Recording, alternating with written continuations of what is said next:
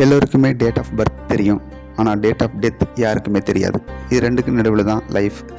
இந்த லைஃப்பில் 4 ஈவெண்ட் ரொம்ப முக்கியமானது: சைல்டு ஃப்யூச்சர், ரிட்டையர்மெண்ட், ஹெல்த் மற்றும் ப்ரீமெச்சூர் டெத்.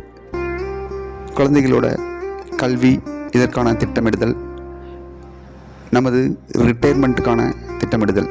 ரிட்டையர்மெண்ட் திட்டம் இல்லை என்றால் இறுதி காலத்தில் யாரோ ஒருத்தரை சார்ந்து தான் இருக்க வேண்டும்.